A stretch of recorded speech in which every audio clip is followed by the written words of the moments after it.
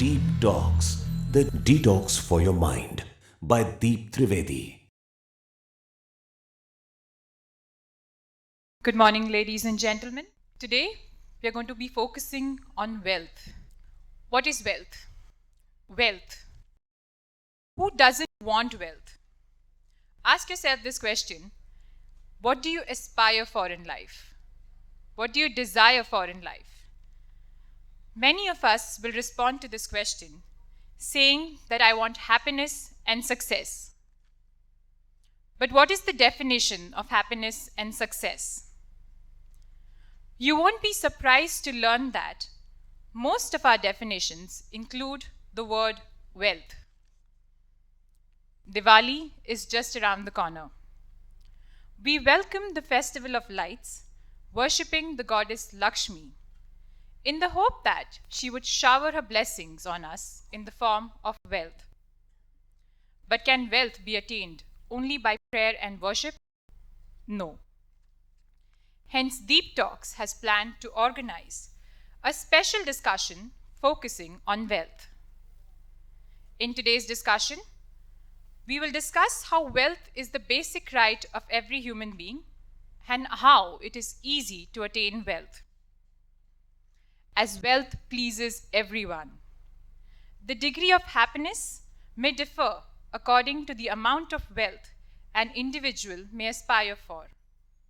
But wealth is definitely something every individual wants. But we falter when we travel the wrong path or use ineffective ways and methods to earn wealth. And this is the reason that wealth is a distant dream for many of us.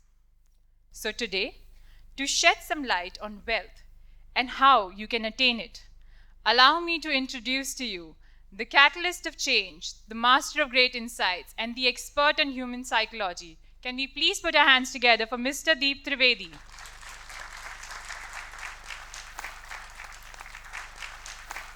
Hello and welcome everybody. नमस्कार, मैं आप लोगों का स्वागत करता हूं। आज का ये स्पेशल टॉपिक बीच में लाया गया है दिवाली को देखते हुए। यह बात तो बिल्कुल साफ है कि हर कोई समृद्धि चाहता और आज के जमाने में विशेष रूप से अगर मनुष्य जीवन का एम कहा जाए, कोई लाख इनकार कर दे, वो जीता समृद्ध होने के लिए है और समृद्धि के पीछे 24 घंटे भागता है।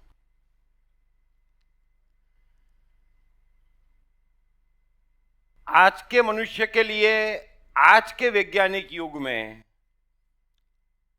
अगर उसके लिए कोई भगवान है तो भी समृद्धि है, उसके लिए कोई धर्म है तो भी समृद्धि है, इसमें कोई दो राय नहीं हो सकती।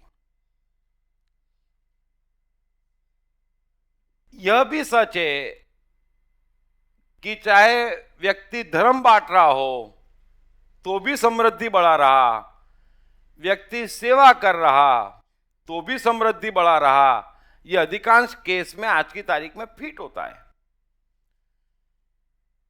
स्कूल शिक्षा के लिए नहीं खोले जाते, बल्कि वे भी कमाने के लिए ही खोले जा रहे हैं। हालांकि यह दुखद बात है, दुखद परिस्थिति है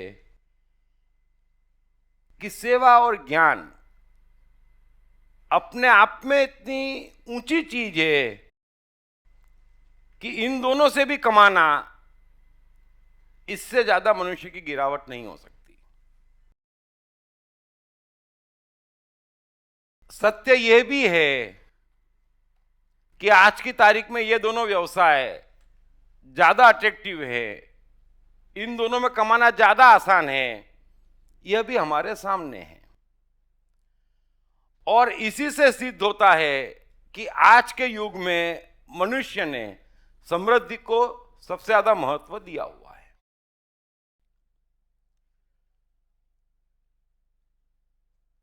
सवाल ये उठता है कि ये समृद्धि होती क्या है, समृद्धि है क्या। अधिकांश लोगों ने इसकी एक परिभाषा पक्की कर रखी है कि धन हो तो मनुष्य समृद्ध, और बात बिल्कुल सही है। लेकिन यह पूरी तरह से सही नहीं है।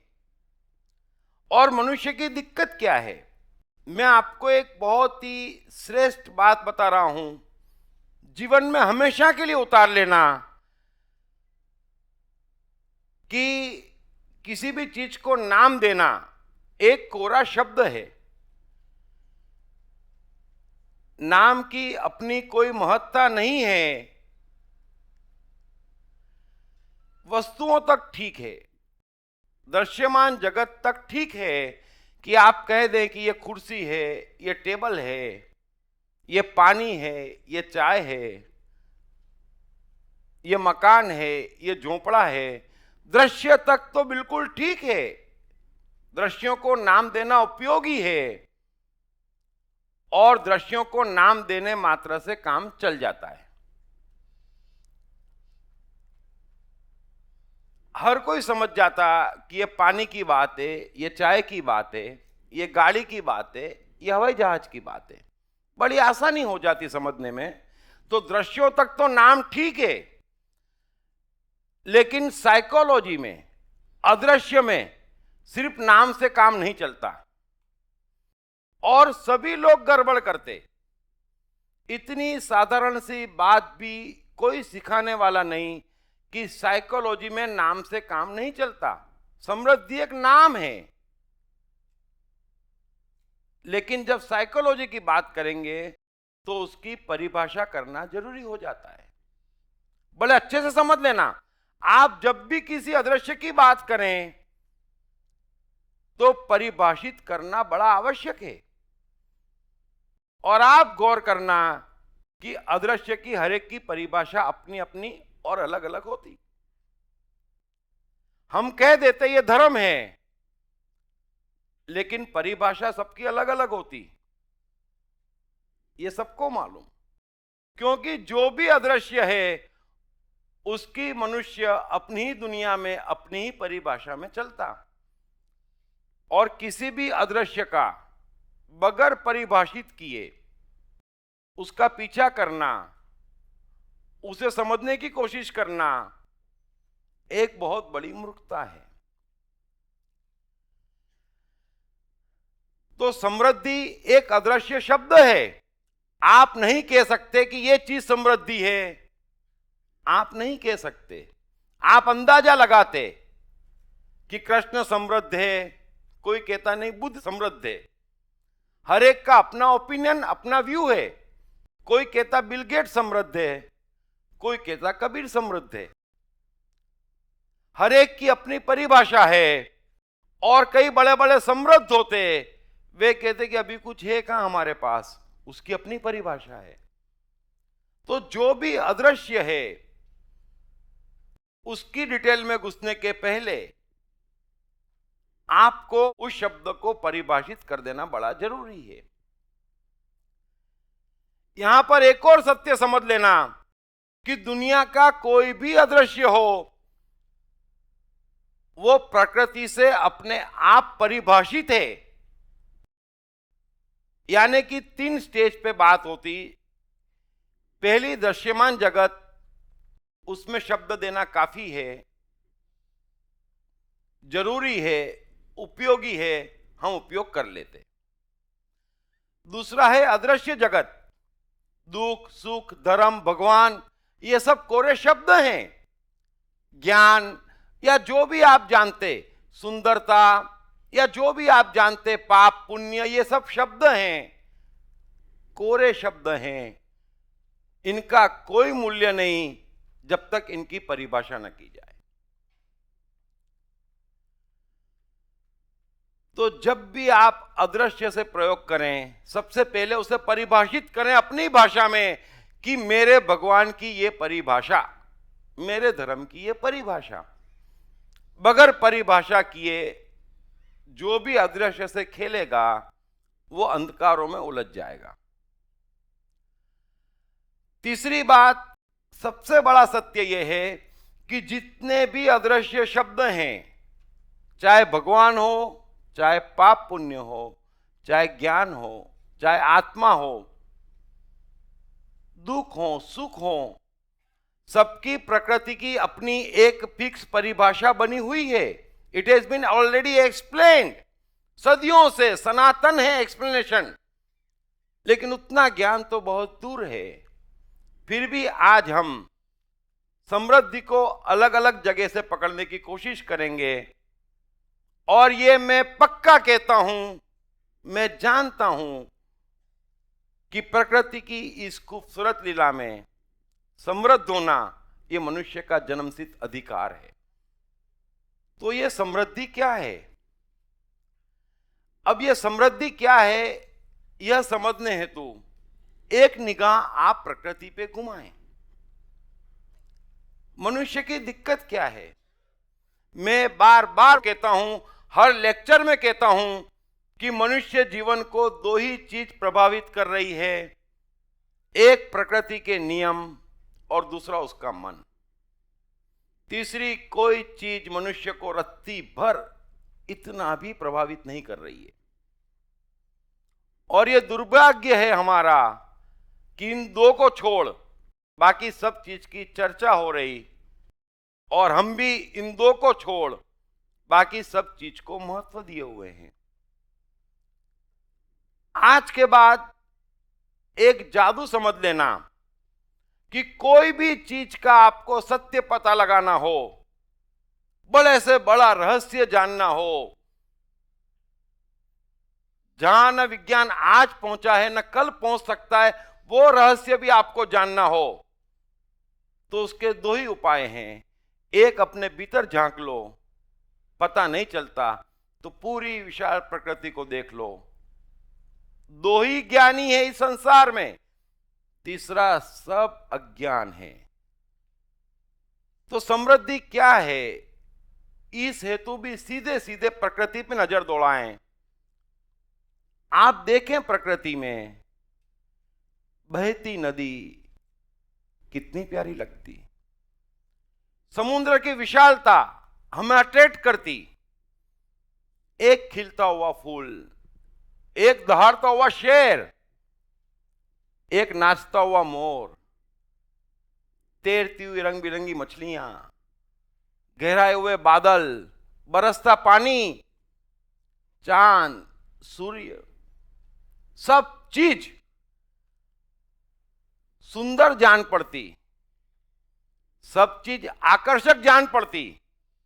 आप आज के बाद गौर करना, प्रकृति की किसी भी चीज को देखना, दौड़ते हिरण को देखना, कोयल की आवाज सुनना, आप कुछ भी सुनना, जिसको आप निर्जीव कहते हैं उनकी सुनना, आप बगीचों को देखना, आप आम के पेड़ को देखना, आप कमल के फूल को देखना,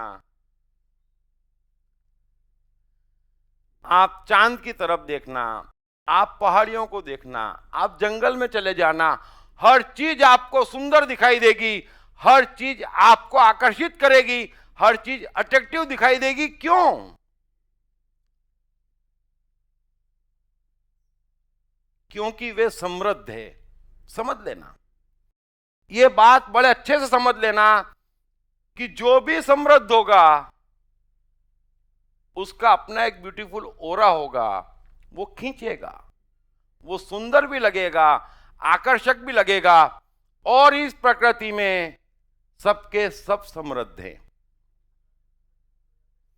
अब थोड़ा सा आसपास के मनुष्यों में झांक लेना कि कहीं सुंदरता दिख रही, कहीं आकर्षण दिख रहा, गौर करना आप। और फिर ईमानदार हो तो दूर मत जाना, अपना चेहरा आईने में देख लेना। कमाल की बात है,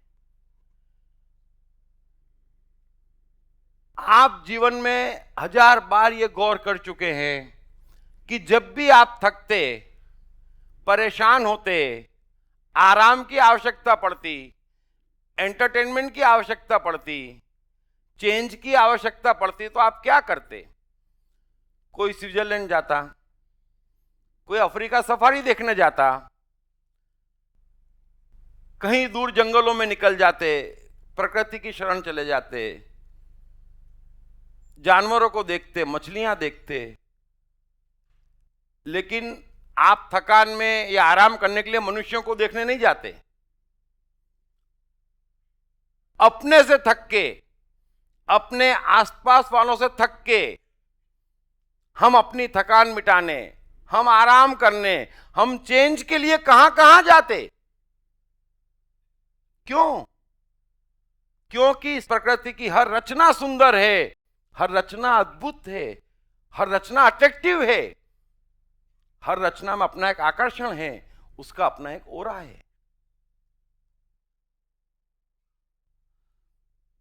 तो ये एक सीधा सीधा सत्य है, नॉन चैलेंजेबल सत्य है कि मनुष्य अपने से परेशान होता, मनुष्य मनुष्यों से परेशान होता और फिर शरण चले जाता मनुष्य को छोड़ के बाकी सबकी।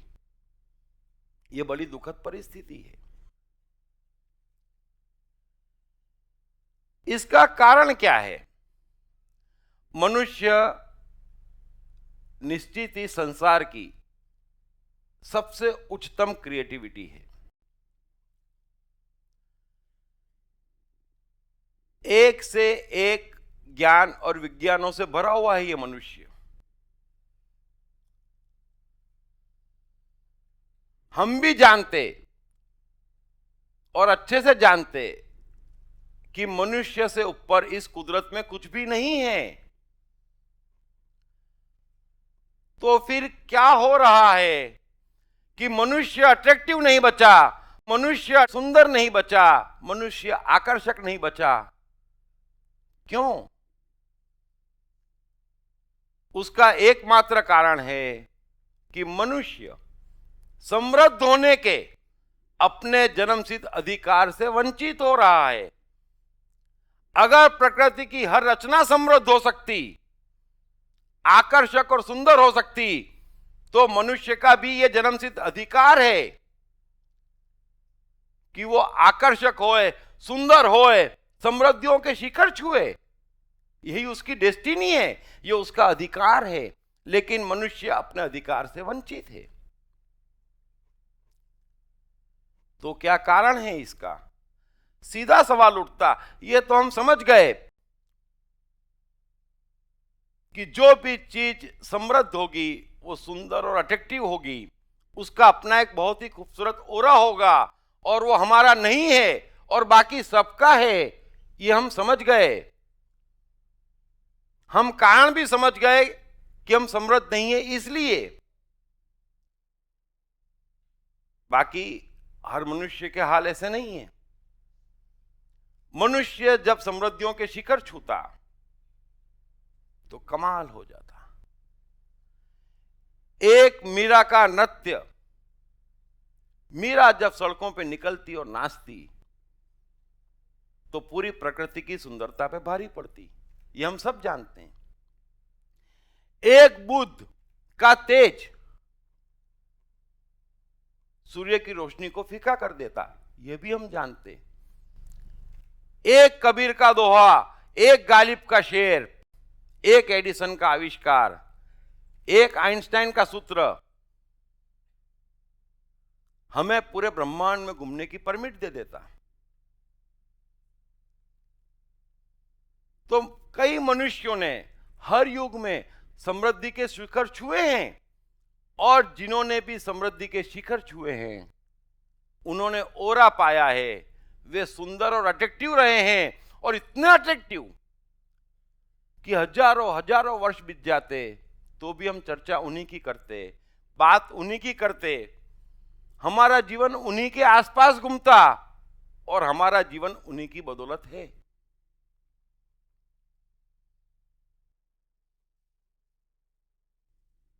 तो ऐसा क्यों है कि कुछ मनुष्य समृद्धि के शिखर छू रहे, लाखों में एक, और बाकी सब इस कदर असफल हैं। आकर्षण छोड़ो, मनुष्यों में विकर्षण पैदा हो गया है। वो जहां बैठ जाता वहां मनुष्यता आ जाती, कोई आ जाता, हमें लगता है क्या गड़बड़ है यार, एकदम हमारी फ्रीक्वेंसी बदल जाती, हमारा मजा बिगड़ जाता। तो आकर्षण तो दूर की बात है, समृद्धि तो दूर की बात है, हम में विकर्षण पैदा हो गया है, दरिद्रता आ गई है। ऐसा क्यों? ये भेद क्यों? और सवाल बड़ा जायज है कि ये भेद क्यों, मनुष्य से मनुष्य का इतना गहरा भेद क्यों? और सवाल क्योंकि जायज और उचित है, तो जवाब देने वालों ने खूब जवाब दिए इसके। जिसकी जो समझ में आया, जितना समझ में आया बोल दिया। कर्म खराब है, सीधा जवाब है। डाइजेस्ट भी होता, अरे कैसे कर्म खराब है, क्या पाप कर लिया मनुष्य ने, और ऐसा कैसा पापी कि हजारों वर्षों से पाप कर रहा है। और कौन है जो कर्म लिख रहा है, और कौन है जो फल दे रहा है। अजब गजब की दुनिया, अजब गजब के जवाब। कोई पूछता नहीं कि नहीं ये जवाब डाइजेस्ट नहीं होता। किसके कर्म खराब है जो वो बुद्ध नहीं बन पा रहा, किसके कर्म खराब है जो बिल गेट्स नहीं बन पा रहा। क्या खराबी है आप में, क्या कर्म खराब हो गए? कुछ कर्म खराब नहीं है। फिर कहते थे भाग्य में नहीं है, तो जब हमारे भाग्य में नहीं है तो हमारी जवाबदारी क्या? भाग्य लिखने वाले को पकड़ो, ऐसा कैसा भाग्य लिख के भेज दिया। अरे मनुष्य से बड़ा सद्भागी और हो कौन सकता? उसके भाग्य में रत्ती पर खोट नहीं हो सकती, संभव ही नहीं है।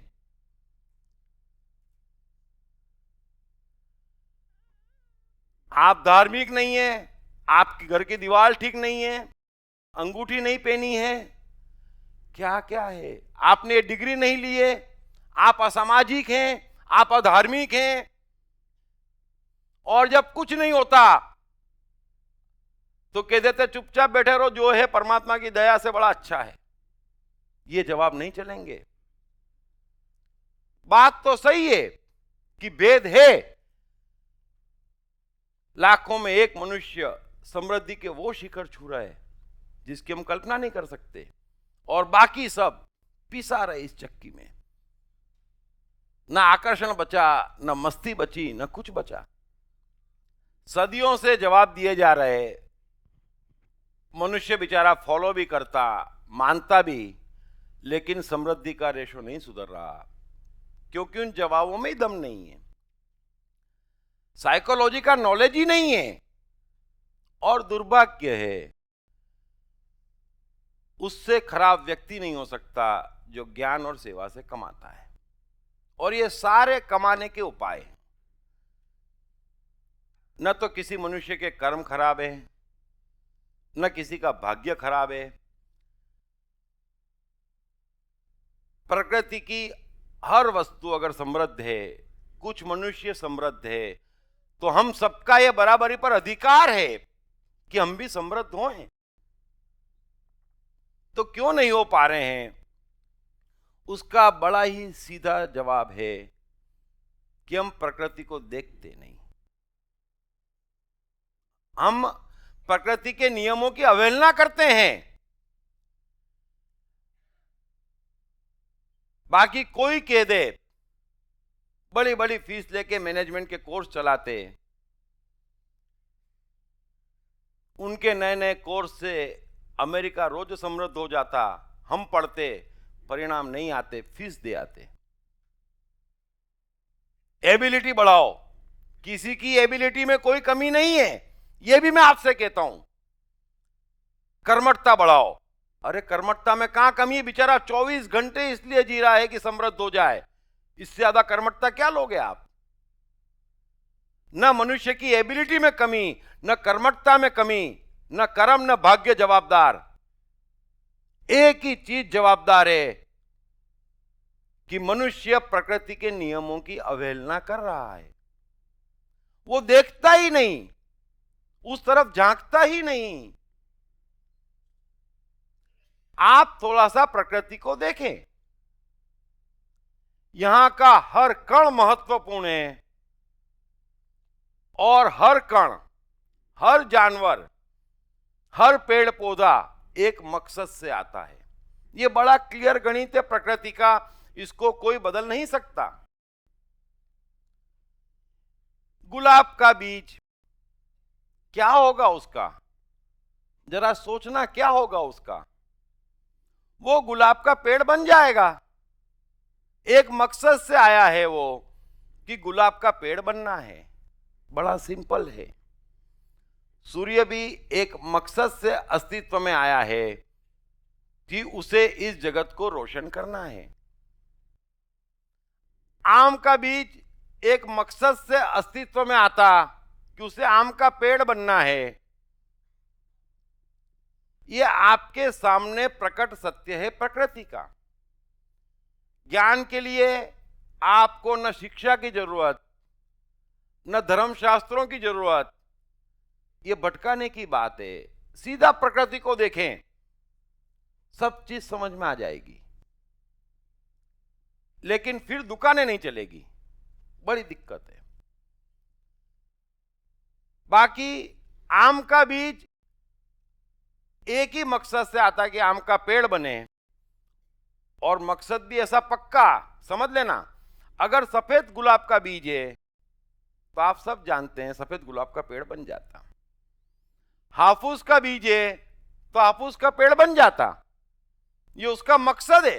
और जैसे ही वो पेड़ बन जाता, हमको सुंदर दिखता, हमको अट्रैक्टिव लगता, हमको बड़ी शांति देता। चाहे कमल का फूल हो, चाहे गुलाब का फूल हो। हर आदमी, हर वस्तु, हर कण एक मकसद से आते और फिर उसके दो ही भाग्य होते। ये बड़ी क्लियर बात समझ लेना कि गुलाब के बीच के दो ही भाग्य संभव हैं। या तो वो गुलाब का पेड़ बन जाए या नष्ट हो जाए। तीसरी कोई संभावना नहीं है। आम के बीज के पास भी दो ही ऑप्शन हैं, या तो वो आम का पेड़ बन जाए या नष्ट हो जाए। ये प्रकृति का नियम है और ये सेम नियम मनुष्य पे भी लागू है। मनुष्य स्पेशल तो है, लेकिन चेतना के स्तर पे। मनुष्य स्पेशल है बुद्धि के स्तर पे। मनुष्य स्पेशल है क्योंकि वो स्वतंत्र है। लेकिन इन सब के बावजूद वो प्रकृति के किसी भी नियम से आजाद नहीं है। इसलिए मनुष्य के पास भी दो ही ऑप्शन हैं। या तो वो अपना मकसद पाले और समृद्ध हो जाए, बड़ा आसान है। बन जाए बिल गेट्स, बन जाए अंबानी, बन जाए बुद्ध, बन जाए कबीर, उसे कोई रोक नहीं सकता, कोई रोकने वाला नहीं है। अगर छोटे से छोटा बीज और कण भी मकसद लेके आता तो मनुष्य कैसा भी हो, कहीं का भी हो, महान मकसद लेके आता। और उसके पास दो ही ऑप्शन बचते, या तो मकसद पाले और समृद्ध हो जाए, या मकसद से भटक जाए और बर्बाद हो जाए। यह बड़ा ही सीधा और साफ प्रकृति का नियम है। कोई तीसरा ऑप्शन मनुष्य के पास नहीं है।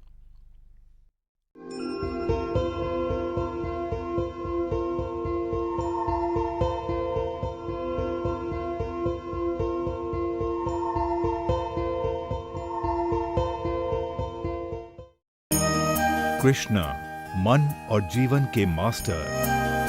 कृष्णा एक प्रेमी, एक कलाकार, एक गुरु, एक राजनेता, एक व्यवसायी। कृष्णा, शून्य से सृजन करने का एक श्रेष्ठ उदाहरण।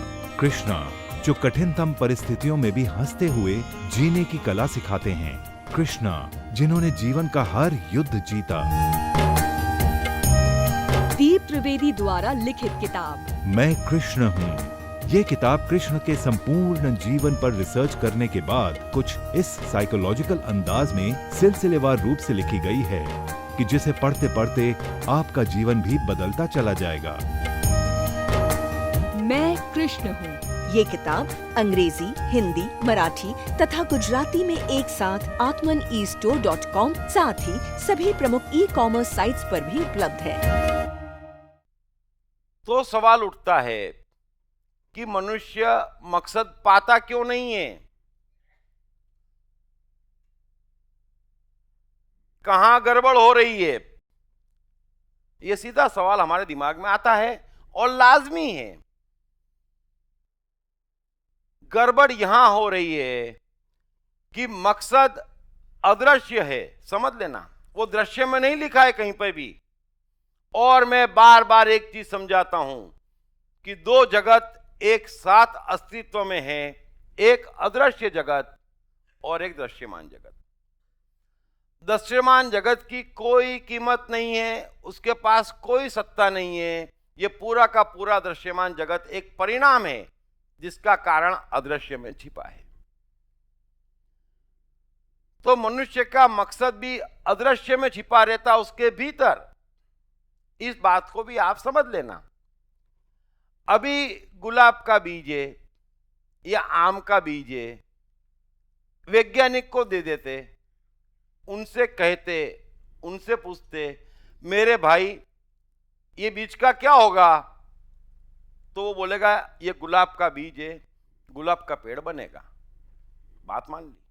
कहां लिखा है कि ये गुलाब का पेड़ बनेगा?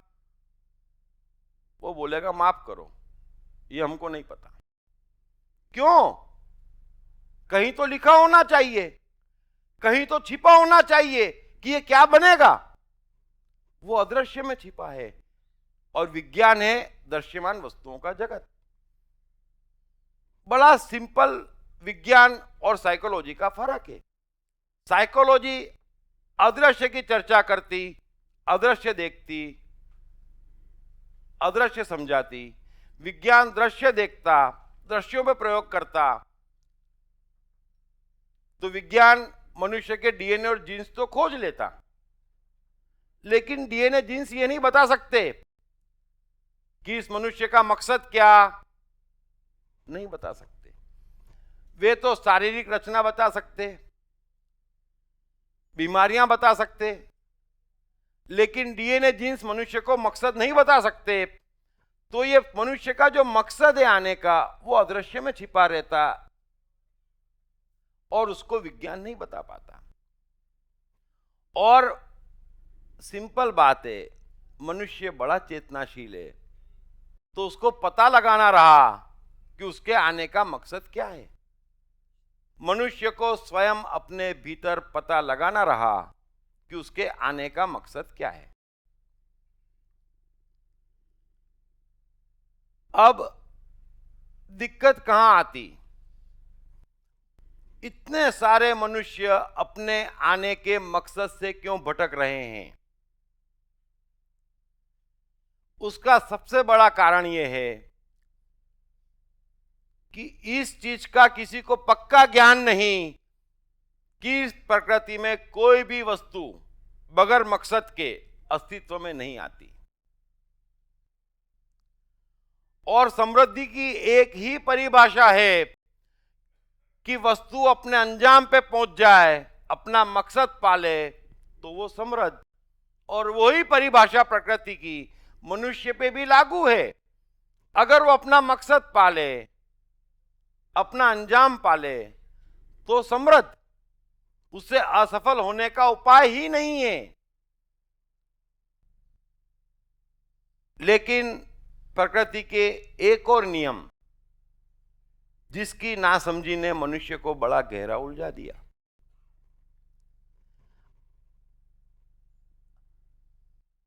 यहां पर हर मनुष्य अद्वितीय है, अलौकिक है, इकलौता है। ये बड़े अच्छे से आपके जहन में उतार लेना। प्रकृति की क्रिएटिविटी इतनी भी नहीं बिगड़ी कि कोई मनुष्य यहां रिपीट हो जाए, संभव ही नहीं है। जब दो चेहरे आपस में नहीं मिलते तो ये बड़े क्लियर से समझ लेना कि दो मनुष्यों के मकसद आपस में कभी नहीं मिल सकते, न आज, न भूतो, न भविष्यति। इतनी अद्भुत क्रिएटिविटी से ये जगत चल रहा, बन रहा, और वो तरह की मछलियां, मनुष्य की क्या बात करें। और मनुष्य यहीं आके भ्रमित हो जाता। वो सोचता कि मैं बुद्ध बनूंगा, मैं कृष्ण बनूंगा। वो बन चुके, चैप्टर क्लोज हो गया प्रकृति में। मैं आइंस्टाइन बनूंगा, आप नहीं बन सकते। मैं एडिसन बनूंगा, आप नहीं बन सकते। जो चीज आ गई वो इंडिविजुअल है, इकलौती है। किसी भी दो मनुष्यों का मकसद न आज मिला है न कल मिलेगा। ये नहीं हो सकता कि कृष्ण ने गीता कही तो दूसरा कोई व्यक्ति भी गीता कहे, संभव ही नहीं है। जो दोहे कबीर ने कहे वो कबीर को कहना थे। जो एप्पल स्टीव जॉब्स को खोजना था वो उसी को खोजना था। आप इस प्रकृति के रहस्य को और गणित को समझ लीजिए, क्योंकि यहीं आकर सारी मनुष्य जाति भ्रमित है और यहीं पर भ्रम फैलाकर पूरी दुनिया फायदा उठा रही है। इसलिए कोई किसी की कॉपी ना बन सकता, ना कर सकता, संभव ही नहीं है। और आने का मकसद दो ही लोग जान सकते, एक मनुष्य स्वयं और दूसरा कोई पक्का साइकोलॉजिस्ट हो तो वो। अब मनुष्य को जब मालूम ही नहीं कि यहां पर कोई कण बगैर मकसद के नहीं आता, तो किसी मनुष्य के मकसद खोजने का सवाल ही नहीं उठता कि पता लगाए वो किस मकसद से आया है। प्रश्न ही नहीं उठता। तो करता क्या है वो? उसको ये मालूम नहीं कि वो इंडिविजुअल है, अकेला है और इकलौता है। उस जैसा ना दूसरा हुआ ना होगा। एक धुन जो मोजार्ट ने बना दी वो आर.डी. बर्मन नहीं बना सकता, वो नहीं ही बनाएगा। लाखों वर्ष बाद फिर कोई संगीतकार पैदा होगा तो मोजार्ट और आर.डी. बर्मन की धुन उसके भीतर से नहीं निकलेगी। उसके मकसद में ये चीजें नहीं आने वाली। लेकिन हमें सिखाते क्या और हम करते क्या? बाहर से बच्चे को पकड़ाते, तुझे इंजीनियर बनना है। कमाल की बात है। तुझे बिल गेट्स बनना है, अरे तुझे तो बुद्ध बनना है, चले जा ताइवान, चले जा नेपाल, जंगलों में घूम, तुझे बुद्ध बनना है। अरे बुद्ध आके चले गए, चैप्टर क्लोज हो गया प्रकृति में।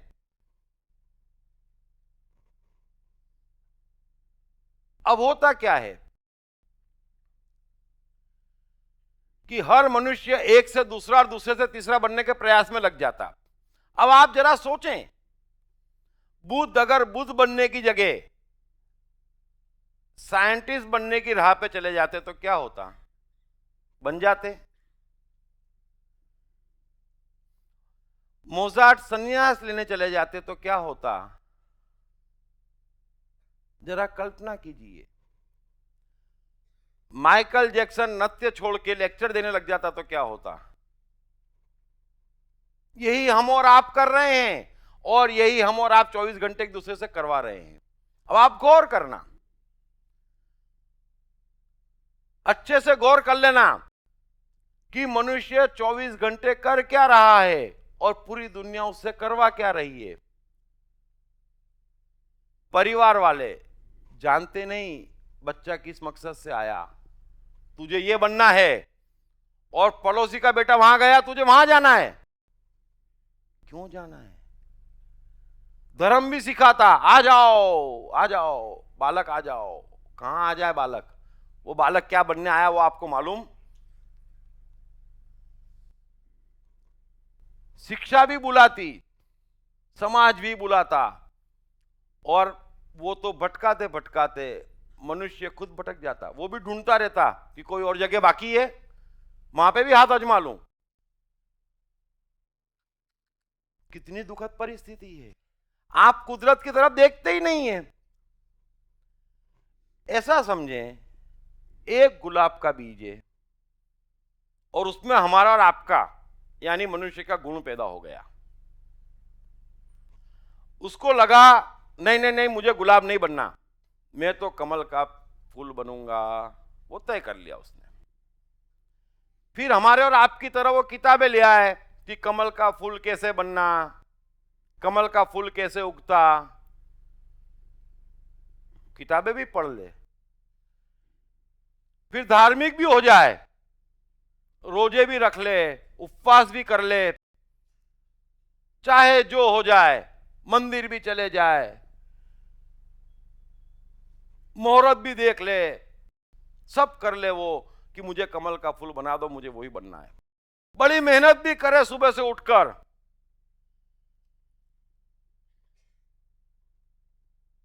और ये करते करते वो नष्ट हो जाए और रोए कि भाग्य में नहीं था, क्या करूं। सोचे जरा, गुलाब का बीज सोचे कि मैंने इतनी मेहनत करी, इतने धर्म ध्यान करे, इतनी किताबें पढ़ी, इतनी डिग्री ली, लेकिन क्या करूं, मेरे भाग्य में ही नहीं था कमल का फूल बनना। भगवान सो रहा है, दुनिया खराब हो गई है, तो आप क्या कहेंगे? अबे पागल है, तू इस जन्म में गुलाब के अलावा कुछ और बन ही नहीं सकता था। तुमने व्यर्थ मेहनत करी, व्यर्थ कष्ट उठाए, व्यर्थ लोगों की बात में आए, तुम पागल हो। बस, तो हम कौन है? ये जो सिखा रहे हैं वह समझ क्या रहे हैं? हजारों हजारों वर्षों से लाखों में एक सफल हो रहा, फिर भी उसको सिखा रहे कि नहीं, तू गुलाब का फूल बन, तू हापूस आम बन। अरे हम कैसे हापूस आम बन सकते? प्रकृति से बड़ा न कोई है न कोई हुआ है। ये ऑटोमेशन पे चलती दुनिया का फिक्स लॉ है जो सब पे लागू है। छोटे कण पे जो लागू है वही लॉ कृष्ण और बुद्ध पे भी लागू है। जो लॉ हमारे शरीर पे लागू है वही लॉ बुद्ध और कृष्ण के शरीर पे भी लागू हैं। आप इस छोटे से भेद को समझें। प्रकृति के वहां कुछ भी पक्षपात नहीं है, नियम बने हुए हैं, नियम के अलावा उद्धार नहीं है। और प्रकृति के नियम, ये समाज, ये शास्त्र, ये शिक्षा क्या बताएंगे? आपके सामने है, पूरी प्रकृति आपके सामने है, देख लीजिए, समझ लीजिए। अब मुझे उम्मीद है कि इतना तो अच्छे से आप लोग समझ गए होंगे कि समृद्ध होना मनुष्य का जन्मसिद्ध अधिकार है, क्योंकि प्रकृति की लीला में कोई भी कण बिना मकसद के नहीं आता, और जो मकसद पा लेता, गुलाब का बीज अगर अपना मकसद पा लेता तो सुंदर दिखता। संसार का कोई भी कण हो, चाहे तारे हो, चाहे कुछ भी हो, उनके पास दो ही ऑप्शन होते हैं, या तो वो अपना मकसद पाले और खिल जाए, या नष्ट और भ्रष्ट हो जाए। और तमाम चीजों का मकसद अदृश्य में छिपा होता।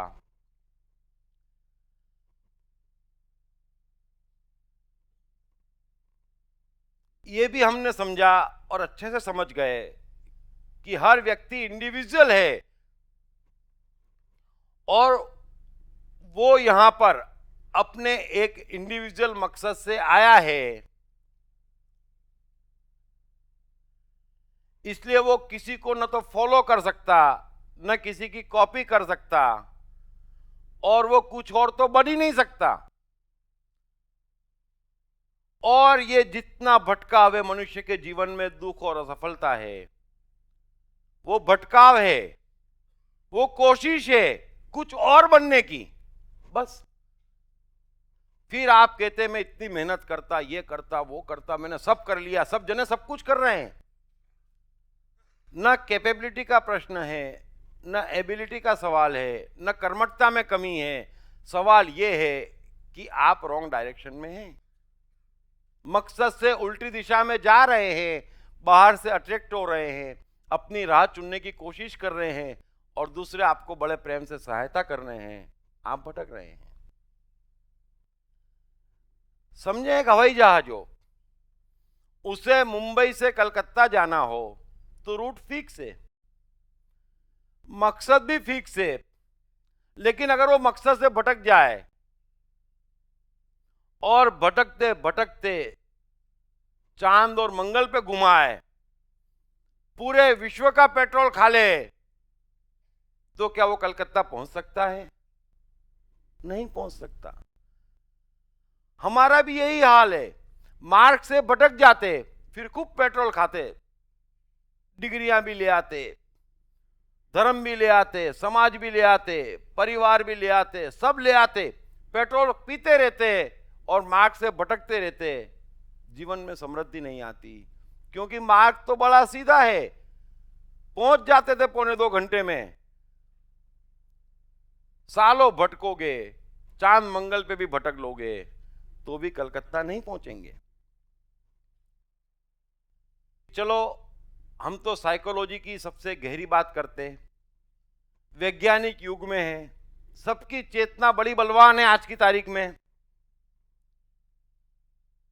तो इतनी बात तो समझ में आ गई। लेकिन मुद्दा बात यह कि मनुष्य कैसे पहचाने कि वो किस मकसद से आया है। और चूंकि अदृश्य में छिपा रहता और उसके भीतर छिपा रहता, तो सीधी बात है, मनुष्य को मकसद अपने भीतर ही खोजना रहा। अब आप ये चीज बताएं, मैंने बड़ा स्पष्ट कहा कि समृद्धि मनुष्य का जन्मसिद्ध अधिकार है, तो मनुष्य को समृद्ध कौन बनाता? थोड़ा सा सोचना। मनुष्य को समृद्ध बनाती उसकी प्रतिभा, उसकी पोटेंशियल। आज एडिसन में एक पोटेंशियल है, क्राइस्ट में दूसरे तरीके की पोटेंशियल है, बिल गेट्स में तीसरे तरीके की है, अंबानी में चौथे तरीके की है। बड़ी इंडिविजुअल पोटेंशियल, प्रतिभा मनुष्य को समृद्ध बनाती। बड़ा सिंपल गणित है। और चूंकि मकसद अदृश्य में छिपा है, तो आप किसी भी बच्चे को अगर बड़ा प्रेम से और ध्यान से देखेंगे और साइकोलॉजी का नॉलेज होगा, तो आप बता पाएंगे कि इसमें किस क्षेत्र की प्रतिभा झलक रही है। बड़ी सिंपल बात है। तो जिस क्षेत्र की जिस मनुष्य में प्रतिभा झलक रही है, उसकी प्रतिभा इस बात का सबूत है कि उसे इस क्षेत्र में आगे बढ़ना है, और वहीं उसका मकसद, वहीं उसकी समृद्धि छिपी पड़ी है। इतिहास में जितने भी ऐतिहासिक पुरुष हुए, सबने अपनी प्रतिभा को पहचाना कि मेरे में इसकी पोटेंशियल है। कईयों को मालूम पड़ता, लेकिन फिर भी साहस नहीं जुटा पाता, बाहर से आकर्षित होता और दूसरे क्षेत्र में घुस जाता, और वहां वो कुछ नहीं कर सकता। सूर्य चाहे तो भी चांद की जगह नहीं ले सकता, चांद चाहे तो भी सूर्य की जगह नहीं ले सकता, आपकी जगह दूसरा कोई नहीं ले सकता, और दूसरे किसी की जगह आप नहीं ले सकते। आपकी प्रतिभा जिस जिस भी क्षेत्र में है, समझ लेना कि वहां वहां आपका मकसद छिपा पड़ा है। आप वहां वहां प्रगतियों के शिखर छूते चले जाएंगे। ये आपके अदृश्य में मकसद है। उस अदृश्य से आपके साथ कम्युनिकेशन हो रहा है कि ये मेरी प्रतिभा।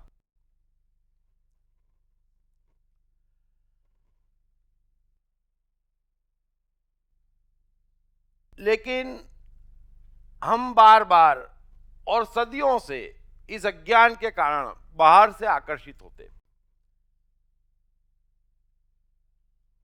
और इससे बड़ा अंधकार नहीं हो सकता। इसलिए मैं आपको एक चीज बड़े अच्छे से कह देता हूं कि जिस किसी भी मनुष्य ने अपना मकसद पा लिया, उसको साइकोलॉजी की भाषा में मैक्सिमम पोटेंशियल आप कह सकते हैं। कि गुलाब के बीज का मैक्सिमम पोटेंशियल क्या है कि वो गुलाब का पेड़ बन जाए। अब वो ये नहीं हो सकता कि वो गुलाब का बगीचा बन जाए, है ना? तो हमारा भी मैक्सिमम पोटेंशियल होता, हम वो बड़े आसानी से बन जाते अगर भटके ना। तो भटकने का कारण क्या है कि हर कोई अपनी दुकान चमका रहा। ये डिग्री ले लो, हमें पैसा दे दो।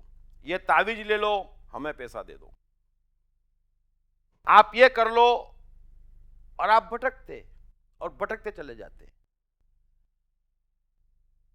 तो अपने दिमाग में एक बात अच्छे से ठसा लो कि मनुष्य अद्वितीय है, प्रतिभावान है, और प्रतिभा के हजारों हजारों हजारों क्षेत्र है। विज्ञान है, कला है, व्यवसाय है, एडमिनिस्ट्रेशन है, मैनेजमेंट है, क्या कुछ नहीं है। प्रतिभा के हजारों क्षेत्र हैं। फिर विज्ञान में जाएंगे, फिजिक्स, केमिस्ट्री, बायोलॉजी है। फिर आप केमिस्ट्री में घुसेंगे तो बोलेंगे ऑर्गेनिक केमिस्ट्री, इनऑर्गेनिक केमिस्ट्री। तो प्रतिभा के क्षेत्र हजारों लाखों हैं, और सबके सब महत्वपूर्ण हैं। ये बात अगर आपने समझ ली तो आपको अपना मकसद खोजने और प्रतिभा पहचानने में बड़ी आसानी होगी। अभी होता क्या है, कुछ लोग सोचते कि वैज्ञानिक नंबर 1, कुछ लोग सोचते कि भगवान नंबर 1, धर्म के शिखर पर बैठा वो सबसे बड़ा, कुछ साहित्य तो फिर कुछ कला। लेकिन ये भेद क्यों? इस भेद के कारण आप आकर्षित होते। आप में छिपी कला होती, आप सोचते धर्म ऊंचा। पहुंच जाते हरिद्वार की गलियों में, भटक जाते। प्रतिभा का क्षेत्र कोई भी हो, वो महत्वपूर्ण है। आप इस पूरी प्रकृति को देखें, चांद अकेले भी खूबसूरत है, सूरज अकेले भी खूबसूरत है, उड़ती तितलियां, नाचता मोर, कोयल की कू, सब अपने अकेले में सुंदर और खूबसूरत है। और अपनी संयुक्तता में भी ये सब की सब चीजें सुंदर है। वैसे ही मनुष्य का है। बुद्ध इंडिविजुअली भी सुंदर हैं, अट्रैक्टिव हैं। कृष्ण की गीता भी अट्रैक्टिव है, कृष्ण स्वयं भी अट्रैक्टिव हैं। एडिसन भी, आइंस्टाइन भी, मोजार्ट और पिकासो भी, सोक्रेटिस और कबीर भी, ये सब इंडिविजुअली भी अट्रैक्टिव हैं। आपस में भी सबको मिला दो तो और ज्यादा खूबसूरत हैं। इसलिए प्रतिभा का कोई भी क्षेत्र कैसा भी हो, अगर मनुष्य ने टॉप छू लिया, बात समाप्त हो गई। वो मनुष्य कितना देके जाता, कितना अट्रैक्टिव होता, कितना सुंदर होता। एक बिल गेट्स बनता तो लाखों लोगों को एम्प्लॉयमेंट मिलता। ये उसकी सुंदरता है। तो कंपैरिजन नहीं, अगर आप कंपैरिजन नहीं करेंगे तो अट्रैक्ट नहीं होंगे। और जब बाहर से अट्रैक्ट नहीं होंगे, बहुत बड़ा साइकोलॉजिकल जादू बता रहा हूं कि जब आप बाहर से अट्रैक्ट नहीं होंगे तो अपने भीतर खोज पाएंगे कि मेरे में क्या प्रतिभा और मेरा क्या मकसद। और ये बड़ा आसान है। दिक्कत क्या है? भटकाव की प्रॉब्लम है। वरना तो बड़ा आसान है। अरे हमारे भीतर छिपी बात हमें पता लगानी कौन सी बड़ी बात है। लेकिन जब भीतर झांके तो इसलिए आप समझ लीजिए कि इस प्रकृति में कोई भी परफेक्ट नहीं है और सबको एक दूसरे की चीजें वापरनी पड़ती है। ऐतिहासिक सत्य है। अगर कृष्ण और बुद्ध भी हैं, अगर क्राइस्ट और मोहम्मद भी हैं, तो उन्हें भी गाले दूसरे के बनाए वापरने पड़ते थे, वस्त्र दूसरे के खोजे पहनने पड़ते थे, भोजन भी दूसरे का बनाया खाना पड़ता था। तो आप ये क्यों सोचते कि इसके टॉप पे बैठा वो श्रेष्ठ, यहां पहुंचे तो महान और बाकी सब कम? कुछ कम नहीं, कुछ ज्यादा नहीं। जो मनुष्य अपनी पूर्णता में खिल गया, जिसने अपने पैदा होने का मकसद पा लिया, वो बराबरी पे सुंदर, बराबरी पे अट्रैक्टिव। वैसे ही आप भी अपना मकसद पालें, आप भी उतने सुंदर, आप भी उतने अट्रैक्टिव और आप भी उतने समृद्ध।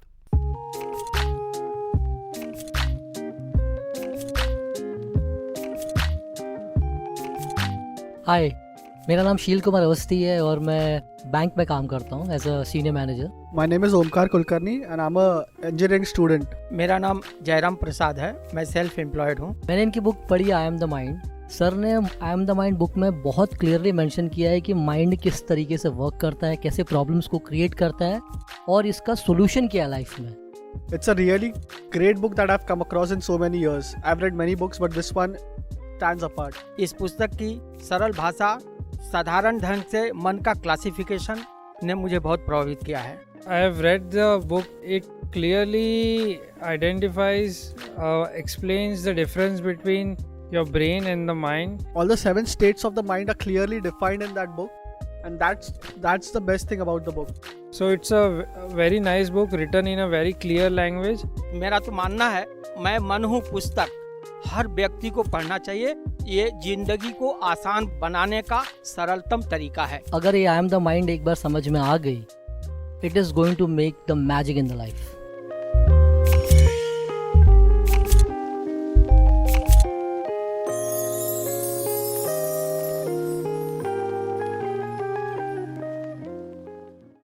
प्रकृति की तरफ से कहीं भी कुछ भी पक्षपात नहीं है। इसलिए यह कह देना कि भाग्य में नहीं है, कर्म खराब है, यह बात गलत है। आप मकसद से भटक रहे हैं, ये एकमात्र कारण है कि आप इतनी तकलीफ पा रहे हैं और फिर भी जीवन में मिल कुछ नहीं रहा है।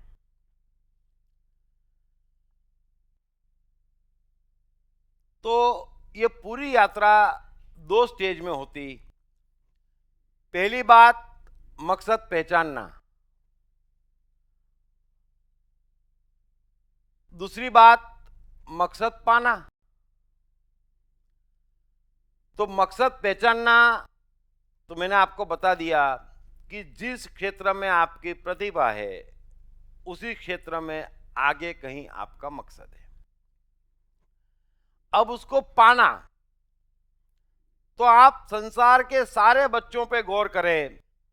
जब प्रकृति के यहां से बच्चे आते उन पे गौर करें, बिना अफवाद के,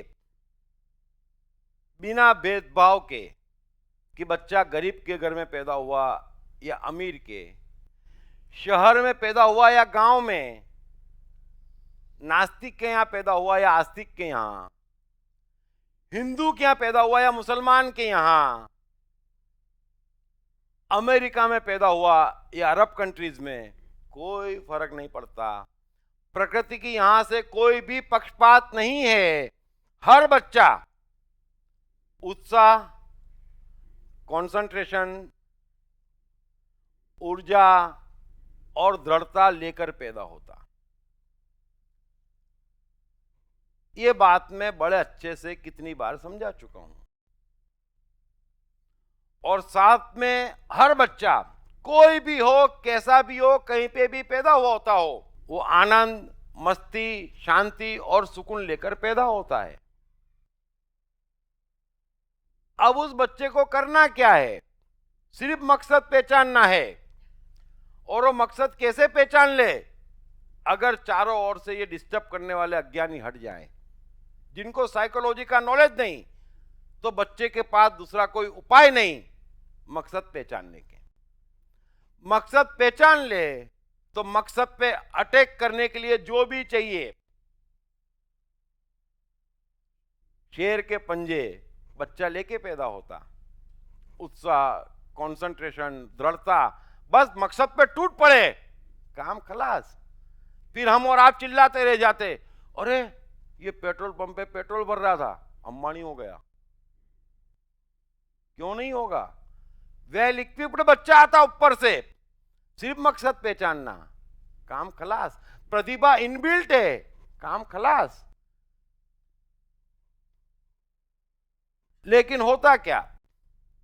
मकसद से भटक जाते, जीवन में गौर करना, बचपन में ये सब लेके आते, मकसद की दिशा में बढ़ते, तो कंसंट्रेशन और बढ़ता, उत्साह और बढ़ता, मस्ती और बढ़ती, आनंद और बढ़ता, पूरा जीवन ही अलग हो जाता।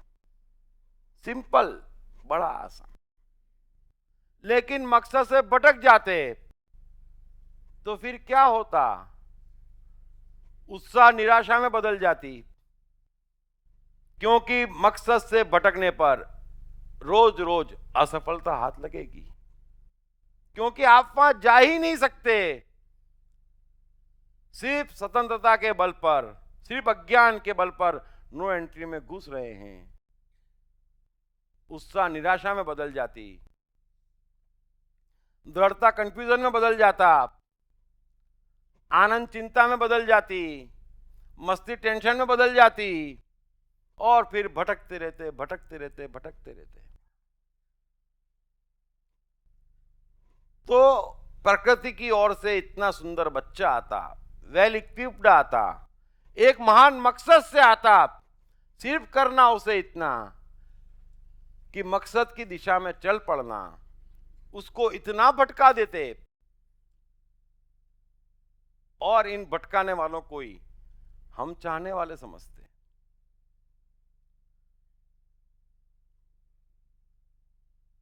लेकिन हमको भी और इन भटकाने वालों को भी स्वीकारना रहा, क्योंकि मकसद से परिवार भी भटकाता, बुजुर्ग भी भटकाते, समाज भी भटकाता, धर्म भी भटकाता, शिक्षा भी भटकाती, मनुष्य को मकसद से भटका देते। और मकसद से भटक गए तो जो लेके आए थे आनंद मस्ती चली जाती, जो लेके आए तो उत्साह कंसंट्रेशन चले जाता, जीवन में हाथ में कुछ भी नहीं आता। जबकि बड़ा सिंपल है, मनुष्य का जन्मसिद्ध अधिकार है, प्रकृति की पूरी ऊर्जा आपके साथ है, आपको कुछ नहीं करना, किसी को सिर्फ दिशा पकड़ लेनी, सही जान लेनी। और कोई मनुष्य इतना अंधेरे में नहीं है कि वो भीतर झांक ले और उसे पता ना चले कि उसकी प्रतिभा क्या और उसके आने का मकसद क्या। मैं बार बार समझाता हूं कि ये जो पक्षपात और चुनाव की आदत है, उसने मनुष्य को बर्बाद कर दिया है। आप ये अच्छे से समझ लें कि आपको मकसद से भटकने की स्वतंत्रता है, मकसद पाने की स्वतंत्रता है, लेकिन मकसद चुनने की स्वतंत्रता नहीं है। लेकिन फिर भी आप मकसद चुनने जाते और उसी को ज्ञान कहते। 24 घंटे आप पूरी एनर्जी इकाई में लगा रहे हैं समझने में, जो बाहर है ही नहीं। जो भीतर है उसको आप बाहर से पकड़ रहे हैं, मकसद को, जो बाहर है ही नहीं, दृश्य में है ही नहीं।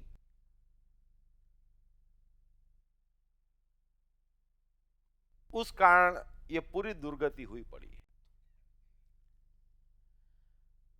डिटेल में मैं जब डेस्टिनी पे चर्चा करूंगा और समय पे चर्चा करूंगा तो ये पूरा गणित अच्छे से समझा दूंगा कि कौन सा रास्ता कैसे फॉलो करना।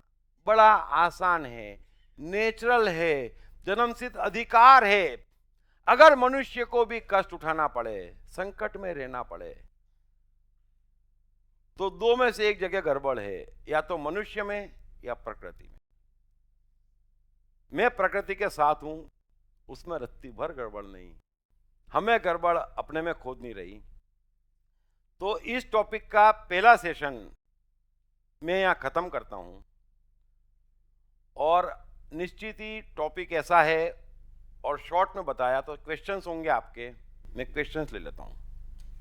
आपने बोला कि नेचर डज नॉट डिस्क्रिमिनेट, तो my question is that if a child is born to a mother who is say mentally deficient and other child is normal, so is not nature discriminating against a child who is born mentally challenged? ये बहुत बड़ा विज्ञान है, लेकिन उससे मनुष्य के समृद्ध होने का अधिकार नहीं चला जाता। कालिदास एक पेड़ की शाखा काट रहा है, इतना मूर्ख है, कहीं पढ़ने लिखने नहीं गया, वो महाकवि हो गया। आप थोड़ा सा मेंटली डिस्टर्ब चाइल्ड की बात कर रहे हैं। हेलन केलर 1 साल की उम्र में आंख, कान और जबान 100% उसने खो दी, इतनी भी बाकी नहीं। फिर भी पिछले 500 साल में उससे बड़ा समृद्ध दूसरा कोई नहीं हुआ। जितना मान सम्मान इज्जत हेलन केलर को मिली इस दुनिया में, उतनी किसी को नहीं मिली। तो समृद्धि का अधिकार आपका चला नहीं जाता। बाकी कैरी फॉरवर्ड, मैंने आपसे पहले ही कहा कि जब मैं डेस्टिनी और समय पे चर्चा करूंगा तो कैरी फॉरवर्ड चर्चा भी कर लेंगे कि क्या और कैसे कैरी फॉरवर्ड आता। लेकिन उससे आपकी समृद्धि का अधिकार इस समय जहां आप खड़े हैं वहां से कोई नहीं छीन सकता। और समृद्धि के करोड़ों लाखों अरबों क्षेत्र हैं, इसलिए आप सोचते कि हेलन केलर का तो सब खो गया, ये आप सोचते, प्रकृति ऐसा नहीं सोचती। क्योंकि समझ लेना, आपके एक मकसद से आता, तो हेलन केलर के जीवन का एक मकसद सेट करती कुदरत कि तुम ये संसार में बता दो कि 1 साल की उम्र के बाद मेरी सुनने की क्षमता चली गई, मेरी देखने की क्षमता चली गई, मेरे बोलने की क्षमता चली गई, उसके बावजूद भी मैं ग्रेजुएट हुई, मैंने 12 किताबें लिखी और सोशियोलॉजी पे बड़ा काम किया। तो फिर ये आंख से देखने, सुनने और जबान से बोलने वाले क्यों यहाँ वहां तड़प रहे हैं? बस इस मकसद से भेजा जाता। तो मकसद महान होता जब भी कुदरत से मनुष्य आता, कुछ सिद्ध करने को आता और कुछ सिद्ध करके चला जाता। बच्चा जब छोटा होता है तो वो जिस चीज में इंटरेस्ट दिखाता है हम ऑब्जर्व करते हैं। स्कूल में आजकल ग्रैंड पेरेंट्स को बुलाते हैं तो हम देखते हैं, मैं दोनों, मेरे पोता और पोती है, तो मैंने ऑब्जर्व किया इसको 5-6 चीजें, नई किताबें, ड्राइंग, गमिंग और भी 5 है। उसको पेंटिंग का बड़ा शौक है। अब मैं उसी को ध्यान से फॉलो कर रहा हूँ, उसके ड्राइंग में अच्छे ग्रेड सारे उसी में शौक ले रहा है। खेलना कूदना तो नेचुरल है। पोती में उसको खेलने का बहुत शौक है, मतलब सब एक्टिविटी, तो मैंने ऐसे उसका दिमाग लगाया है, शायद एथलेटिक्स में उसको शौक होगा। तो ऐसे ही हम ऑब्जर्व करते हैं, जो ले उसको अपने आप जाने दो, उसी में आप बराबर समझे। और नेक्स्ट सेशन में मैं इसी डिटेल में आऊँगा, लेकिन ये परफेक्ट है कि बच्चे में प्रतिभा झलकती, बड़ों में प्रतिभा झलकती। एक महान मकसद से मनुष्य आता, हमको बुद्धि नहीं लगानी है, उसको फॉलो करना है, मकसद आप पा लेते। कुछ सिद्ध करने आता मनुष्य, और हर मनुष्य के जीवन से, उसके काम से कुछ ऐसा सिद्ध होता जो हजारों लाखों वर्ष तक याद रखा जाता। ये सारी दुर्गति भटकने के कारण है। और कोई है क्वेश्चंस? जो अदृश्य जो है हम लोग को दिखता नहीं है, ये सत्य कैसे हो सकता है सर? अभी आपको दुख होता है, टेंशन आता है, हम सोचेगा तो हमको आएगा, हम नहीं सोचेगा तो अरे आप सोचेंगे तो आता है, सोचेंगे तो आता है। अच्छा चलो, आपको आनंद आता है? आनंद हम कहे, हमको आनंद आएगा। तो आनंद कहाँ है बॉडी में, ये बताओ, कहाँ पर आता? माथे पे आता, आंख में आता, कान में आता, कहाँ आता? इसलिए हमने आपसे पूछना चाहता है, नहीं। जो विज्ञान जो है, हाँ। ये जो है सबको एक चीज है, उसका ऊपर से विज्ञान चलता है। जो ये असत्य जो है, अज्ञान जो है, ये अपना हिसाब से बाहर है, फिर भी हम लोग सोचते हैं वो है करके। ये कैसे हम लोग दोनों को आपके भीतर है। आपको क्रोध आता, आप क्रोध निकालते, बरोबर है। अब मुझे वो निकाला हुआ क्रोध, ये मैं आपको एक ग्लास भिजवाता हूं, उसमें निकाल के बताओ, ये रहा। आप निकाल पाएंगे? जब भी वो अदृश्य है, हम उधर नहीं, क्रोध है, वो अदृश्य है ना, क्रोध अदृश्य है, इतना तो आपने स्वीकारा ना। तो अदृश्य असली है। फिर आप स्विट्जरलैंड में बैठे हैं, आप वहां के नंबर 1 करोड़पति, और आपको क्रोध आया, तो सत्य क्या है? क्रोध सत्य है, स्विट्जरलैंड कुछ काम नहीं आता। अदृश्य महत्वपूर्ण है। Okay, thank you. तो नेक्स्ट टॉपिक लें, क्योंकि थोड़ा बड़ा हो जाएगा। तो हो सकता है, देखो एक चीज बताऊं, नेक्स्ट टॉपिक में काफी सवाल आपके कवर हो जाएंगे ऑटोमेटिक, क्योंकि इसी की कंटिन्यूटी आगे है। तो बेटर है कि ना हो तो फिर वापस में आ जाऊंगा, ऐसा ना हो इसको उनको हॉल देना है, टाइम कम पड़ जाए, टॉपिक काट पीट के देना पड़े मेरे को। Will it be okay? That's better. Thank you very much. Krishna का बचपन कैसा गुजरा? कृष्ण राधा का प्यार क्या था? कृष्ण ने कितने विवाह किए? कृष्ण की चाइल्ड साइकोलॉजी क्या थी? कृष्ण ने ग्वाले से द्वारकाधीश तक का सफर कैसे तय किया? ये यादव स्थली क्या है? इन तमाम सवालों के जवाब जानिए। दीप त्रिवेदी द्वारा लिखित किताब मैं कृष्ण हूँ। ये किताब कृष्ण के संपूर्ण जीवन पर रिसर्च करने के बाद दीप त्रिवेदी द्वारा कुछ इस साइकोलॉजिकल अंदाज में सिलसिलेवार रूप से लिखी गई है कि जिसे पढ़ते पढ़ते आपका जीवन भी बदलता चला जाएगा। मैं कृष्ण हूँ। ये किताब अंग्रेजी, हिंदी, मराठी तथा गुजराती में एक साथ atmanestore.com साथ ही सभी प्रमुख ई-कॉमर्स साइट्स पर भी उपलब्ध है। दीप त्रिवेदी की मनुष्य के जीवन और उसकी साइकोलॉजी पर एक गहरी पकड़ है। मनुष्य जीवन के विभिन्न पहलुओं पर सर्वाधिक चर्चा करने का रिकॉर्ड भी उन्हीं के नाम पर है। मनुष्य जीवन का ऐसा कोई पहलू नहीं जिस पर उन्होंने खुलकर चर्चा ना की हो,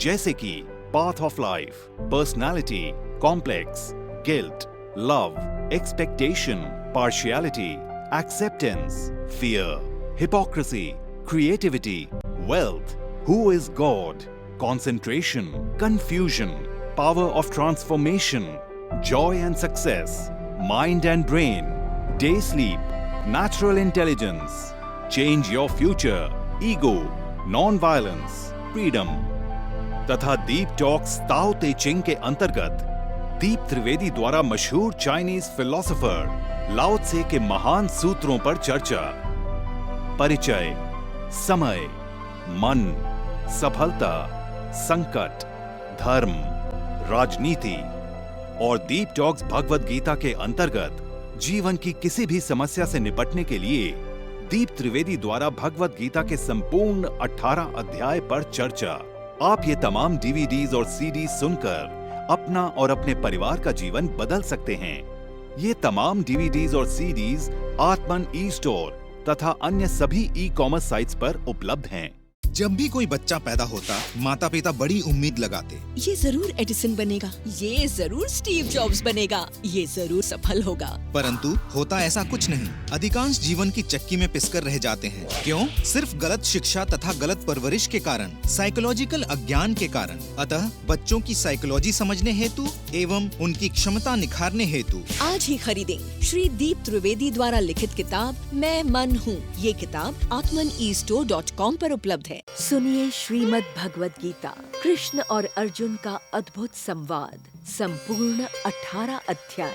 हरीश भिमानी, कृष्ण भूटानी, विष्णु शर्मा और अरविंद मेहरा की मधुर आवाजों में श्रीमद् भगवद गीता, विश्व का सबसे उच्चतम ज्ञान, हर समस्या का बस एक समाधान। 4 CD set now available at 20% discount. only on Atman eStore and all other leading e-commerce sites. हर बच्चे में सफल और महान बनने की संभावना छिपी होती है। सवाल बच्चे द्वारा अपनी प्रतिभा को निखारने का तथा सही परवरिश पाने का ही होता है। दीप त्रिवेदी द्वारा लिखित रोचक ग्राफिक बुक्स पढ़िए। The story of Thomas Edison, अनपढ़ एडिसन के महान वैज्ञानिक बनने की दास्तान। नॉटिनेस टू ग्रेटनेस, स्टीव से स्टीव जॉब्स बनने की कहानी। हॉटी टू डॉन्टी, चाइल्ड साइकोलॉजी समझने हेतु शेर के बच्चे की कहानी। ना सिर्फ बच्चों बल्कि हर माता पिता व टीचर के लिए भी आवश्यक ग्राफिक बुक्स हिंदी तथा अंग्रेजी में आत्मन ई स्टोर तथा अन्य सभी ई कॉमर्स साइट्स पर उपलब्ध।